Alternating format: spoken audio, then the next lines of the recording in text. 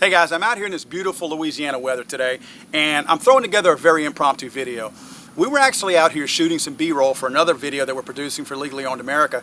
I was down at the pistol range a little while ago, and as I was strolling through the sea of brass on the ground, I noticed a couple of things that were a little interesting. I saw some brass that looked like a beer mug or a beer glass. At the bottom was very narrow, at the top it was flared out.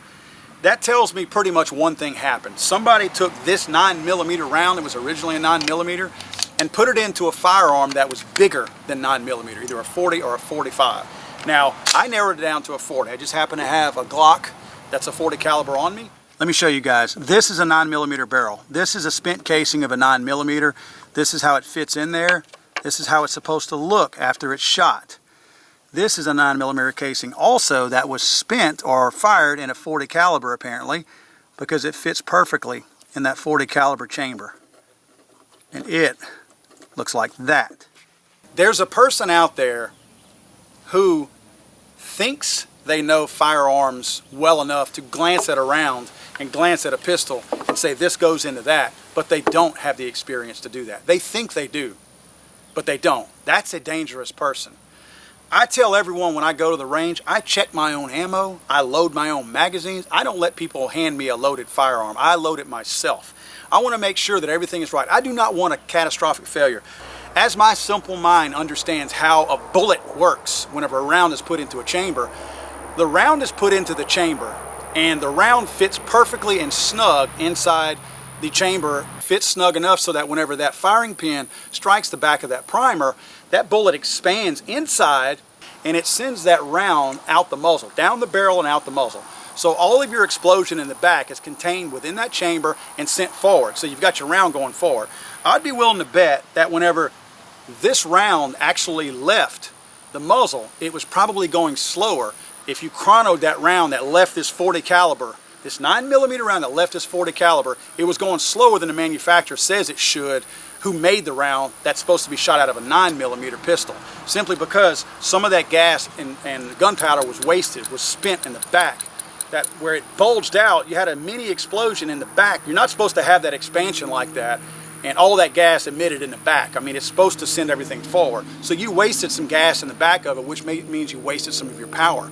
So when that projectile finally left the muzzle, it was going slower than it was actually designed to. Folks, this is very dangerous.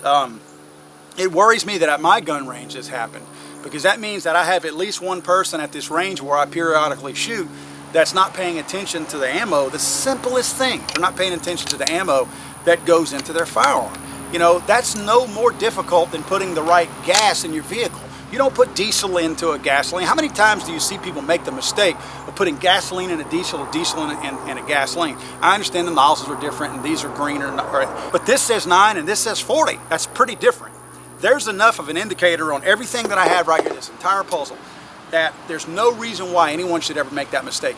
You should always be checking things. There's 3 things that should match whenever you take your pistol to the range. You should make sure that this says 40 on the back, you should make sure that this says 40 on the back, and you should make sure that this says 40 on the back. If those 3 things do not match up, do not put those 3 things together. Something is wrong. If any one of those things says 9 instead of 40 on it, back away. You got the wrong combination. 1 + 1 + 1 = 3. It doesn't equal 9 or 40. So make sure that you're matching these things up. This is scary to me, guys. It worries me that people are out there taking their own personal safety this lightly, that they don't realize they have a device there that can cause a lot of damage, that they're just haphazardly saying, I'm going to do whatever I want. You know, I'm going to throw some ammo in there. I would say it's an honest mistake, but honestly, guys, it's not honest. It's gun safety.